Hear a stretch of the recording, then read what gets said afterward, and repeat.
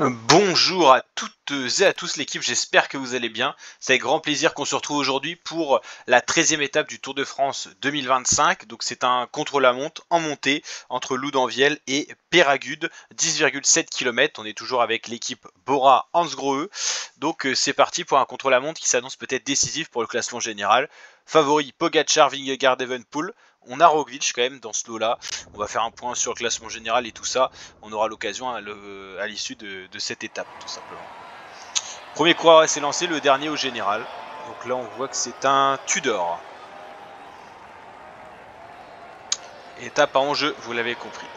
Il y aura deux pointages intermédiaires avant le pointage final à l'arrivée. Ça nous permettra de voir un petit peu les temps. De Klein, 178e au général, qui s'élance donc en premier. Au niveau du général, on a encore placé Roglic et Lipovic. Attention à ce contre-la-montre. Il va vraiment pas vite hein, sur ce début de contre-la-montre, c'est impressionnant. Le premier pouvoir s'est lancé là. Donc ça va être décisif, on l'a dit au classement général. Vlasov a pris cher hein, quand même, il a pris un éclat. Donc voilà. Maillot vert, on est toujours dans la course. Meilleur grimpeur, on l'est avec Vlasov, assez largement. Meilleur jeune, on est dans la course avec Lipovic, même s'il y a un petit éclat avec Evenepoel. Et meilleure équipe, c'est encore jouable. Ce contre-la-montre va déjà être assez décisif. Et après, on aura de belles étapes de montagne. Donc on a vraiment de quoi se régaler. Là, on est dans la partie, j'ai envie de dire, la plus intéressante. Même si les étapes de Chi étaient très intéressantes. Hein. Au niveau victoire d'étape, on en a une là, 2, 3... 4, 5, 6. Ah, on est pas mal, hein, on est plutôt pas mal. Non, on s'est régalé, mais le contre-la-montre avait été notre plus grande désillusion pour l'instant.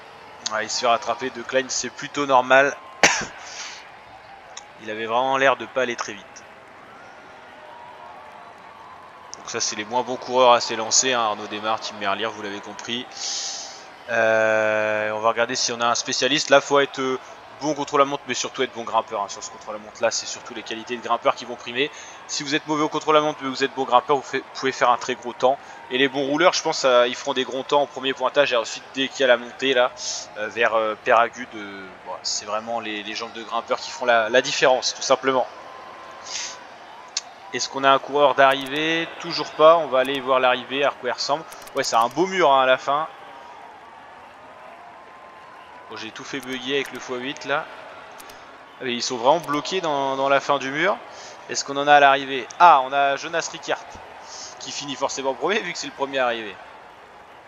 Ah, il sprint à l'arrivée quand même. On va aller globalement mettre en accéléré pour aller tout simplement checker notre premier coureur qui sera un test. Il va falloir qu'on réussisse notre contre-la-montre avec notamment notre triplette Vlasov, Lipovic, Roglic et surtout Lipovic, Roglic, vous l'avez compris. Valentin Ferron, premier, sauf à l'arrivée parce qu'il n'est pas encore...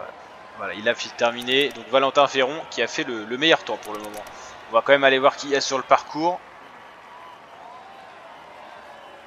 On n'a pas de grand grimpeur, hein, c'est les derniers au général, c'est normal. Matteo Vercher qui peut faire une belle ascension, voilà. C'est un peu mieux là à ce pointage là parce qu'il a les qualités de grimpeur qui vont faire remonter le temps.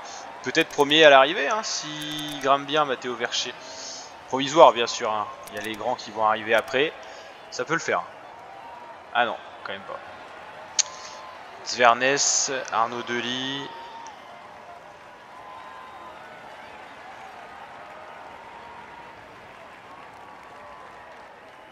Matteo Trentin.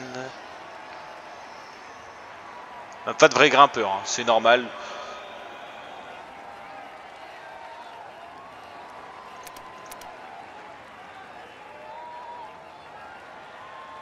C'est globalement que les coureurs sont bien placés au général. Si on n'en a pas qui s'élancent maintenant, c'est plutôt une bonne nouvelle, j'ai envie de dire.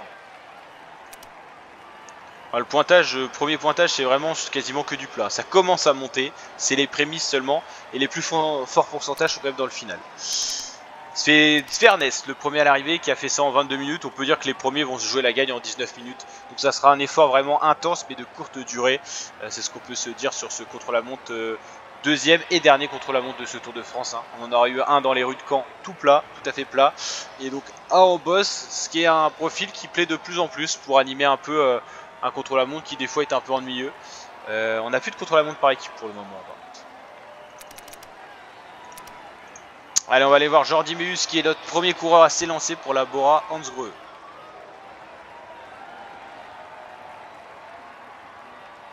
C'est vrai qu'on a l'impression qu'il s'élance vraiment pas rapidement. Hein. Et globalement, c'est l'impression pour tous les coureurs. Hein. Ah, celui-là, quand même, il a l'air de s'élancer vite, Thibaut Nice. Que vraiment, notre coureur, on a l'impression qu'il est tranquille. Attends, il y a tellement un effort intense après. Ah, ça y est, ça commence. On va voir comment la gestion auto est faite. Ouais, il va revenir très vite, Thibaut Nice, parce que lui, il a fait un départ canon. Et en même temps, vu nos qualités de grimpeur, ça va pas être fantastique, notre chrono. Hein. On est peut-être dernier, d'ailleurs, sur tous les coureurs qui se sont élancés. On va se faire manger proprement. Lutsenko, premier pointage. Et ben, il doit pas être loin, Lutsenko. Bon, comme ça, on va se faire doubler par deux coureurs. C'est vrai qu'Alexei Lutsenko, au vu de ses aptitudes globales, ça peut être pas mal. Bon, nous, c'est un premier test hein, pour voir comment la gestion se fait. Et on verra après nos leaders. Intéressant à suivre, Lutsenko qui va nous passer devant. Il a un gros gabarit, mais c'est vrai qu'il est complet. Hein. C'est vrai que depuis qu'il est parti de chez Astana, il est plus aussi performant et percutant qu'avant, mais voilà.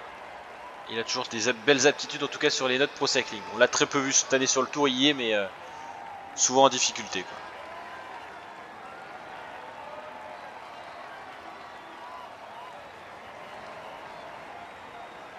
Pointage 2, à mon avis, ça va faire mouche pour Lutsenko. Il a l'air d'emmener un beau braquet et ouais, ça passe. Il est en train de casser tous les temps. Il va peut-être frapper fort. C'était Terrada qui avait pris le premier temps. On commence à avoir quelques grimpeurs et puis ouais, c'est compliqué pour Jordi Meus. C'est un sprinter, mauvais grimpeur, donc c'est pas surprenant de le voir à ce niveau-là. On va aller suivre Lutsenko qui va peut-être doubler Thibaut Nice. Allez, Alexei Lutsenko, encore 1 km seulement. Ouais, c'est un contre-la-montre assez court. Bon, ils vont aller mettre en 20 minutes. En 20 minutes et peut-être 20 minutes 50 secondes, mais je pense qu'il va frapper fort Lutsenko. Là. Ah, Thibaut Nice qui finit plus fort que Lutsenko. Ah non, 21-15, il s'est un peu écrasé sur le final. Mais il est quand même premier temps. Ah, Jordi Meus qui est au bout du bout de son effort. Et la gestion automatique a quasiment été la optimale. On n'est pas sur des grands coureurs hein, de contre-la-montre là pour l'instant, donc il n'y a pas de folie.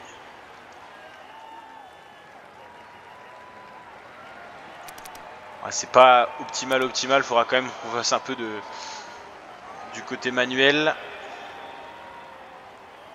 Max Poul qui avait fait un beau temps au premier pointage et qui s'est un peu écrasé. On va voir ce que ça donne. Deuxième. Ah, c'est Clément Berthet le premier, c'est plus Lutsenko.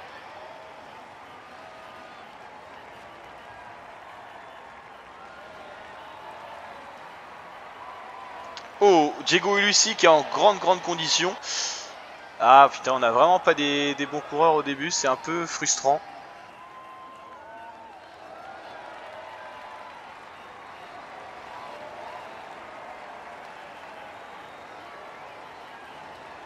Ah, Diego Ulissi qui a perdu un peu de temps là.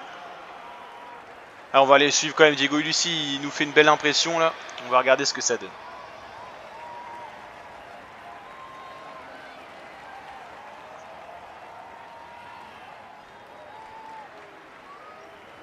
Allez, bientôt un dernier kilomètre pour Diego Ulissi qui a l'air de bien grimper. Il a vraiment le gabarit grimpeur, mais il a perdu un peu de temps. C'est bizarre dans la partie montante. 8 secondes, alors qu'il était vraiment dans le temps du meilleur. C'était d'ailleurs Max Poul.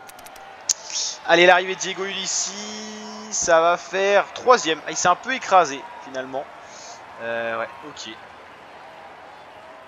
Ah, globalement, les Astana font mouche pour l'instant. Laurens Pitti qui est pas dans un grand jour, mais de toute façon dans tous les cas c'est pas un coureur sur ce profil qui peut briller. Ouais, c'est un peu mieux vis-à-vis de la forme du jour, mais on n'est pas sur des coureurs qui peuvent briller sur ce type de parcours. On a vraiment des sprinters et un train de sprinters, donc c'est pas terrible quoi. On sent qu'il y a plus de rapidité quand même du côté de Johnny Moscon, grâce à sa forme notamment du jour, qui est assez exceptionnelle. Si on avait ça avec Roglic, ça serait parfait.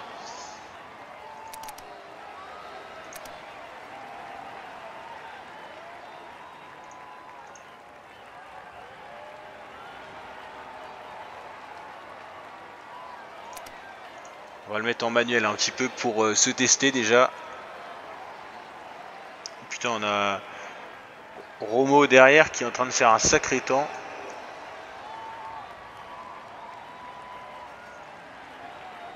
Est-ce que notre sprint va nous permettre de nous replacer un petit peu? C'est pas génial, hein.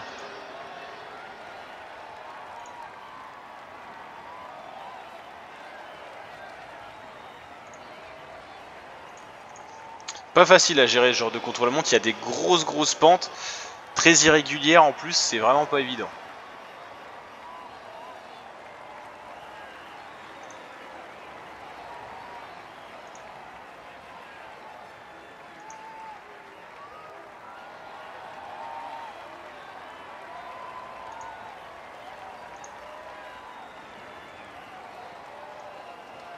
Allez, l'arrivée. C'était pas foudroyant, hein. Ouais, même Ghana sur ce genre de profil, il a d'ailleurs abandonné au vrai Tour de France, mais c'est trop grimpeur pour lui.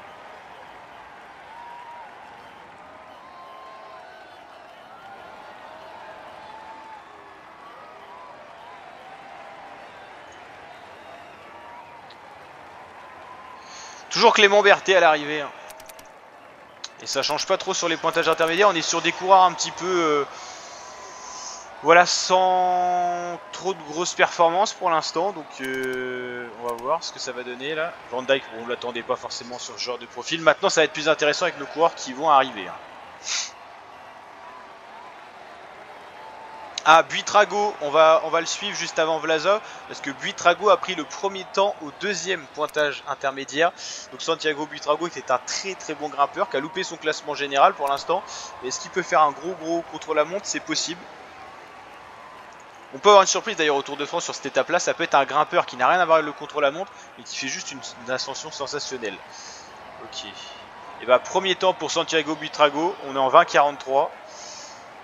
Marc Solaire pas terrible, Lenny Martinez plutôt pas mal, voilà, il est pas bon forcément contre la montre, mais voilà, en côte il peut être bon. Bilbao.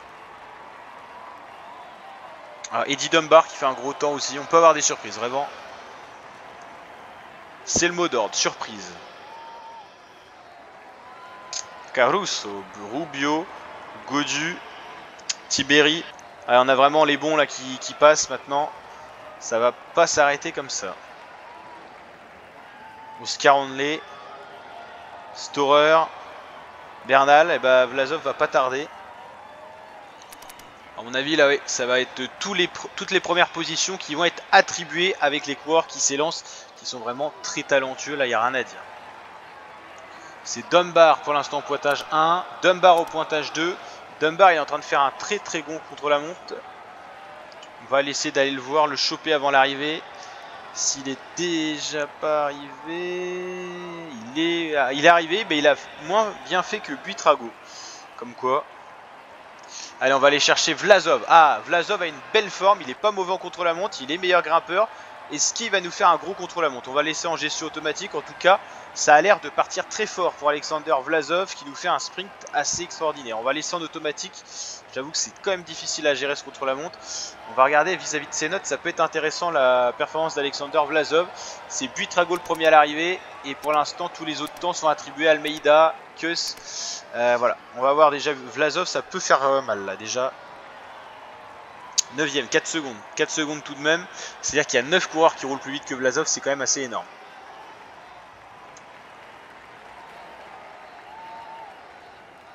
Alors, en tout cas, très beau ce maillot de grimpeur. Ah, Benili qui est en train de louper son contre-la-montre. Van Wilder, pas terrible. Simon Yates, ça peut faire mal aussi, hein. On va regarder Simon Yates passer. Ça roule moins bien que Vlasov. C'est rassurant. On va déjà se tester sur les pentes. Ouais, ça fait que de bouger. Sepp Kuss, nouveau meilleur temps à l'arrivée. Ça va jouer vraiment ouais, peut-être en 19 minutes. On va voir ça. Ah, le top 10 est en train de s'élancer en temps actuel. On va aller juste voir ce top 10 rapidement. Carlos Rodriguez, Miguel Landa, Enric Mas. Voilà le top 10 qui s'élance. Et c'est Mikel Storer, le meilleur temps maintenant à l'arrivée. Et Vlasov au pointage. Ah, il a perdu du temps Vlasov. Ouais. Il jouera pas la gagne. Il jouera placé. Il est 18ème au général. Il faudrait faire un bon temps quand même. Ah bah je m'attendais à mieux d'Alexander Vlasov avec toutes ses bonnes notes. Bellini totalement à côté de son contre-la-montre. Hein.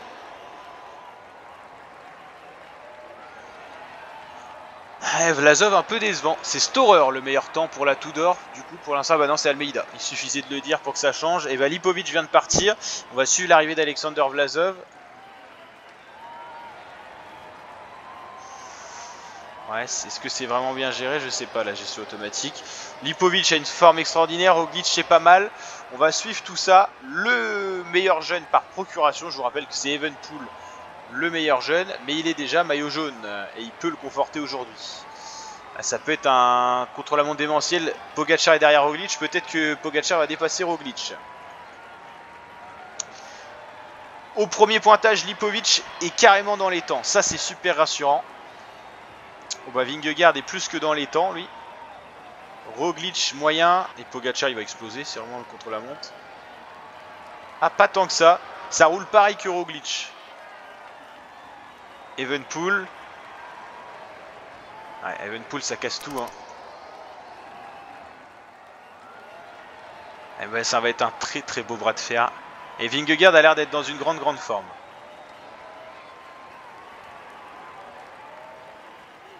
C'est là le moindre coureur qui rattrape l'autre, c'est-à-dire que l'autre s'est loupé. Hein. J'ai vu à peu près dans le virage où était le coureur qui me précédait. C'est à peu près pareil, c'est à peu près pareil. Ça joue kiff. Lipovic qui est quand même 3ème, c'était un bon contre-la-montre. Mais bon, au vu du talent des autres, compliqué. Hein. Vingegaard est très très performant. Roglic n'est pas forcément au prime.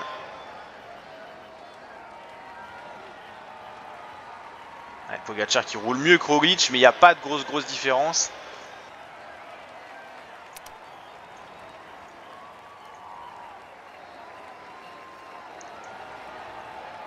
Ah, c'est pas mal hein, quand même, c'est pas mal du tout Lipovic. 2ème à l'arrivée, bon ouais, Vingegaard qui passe.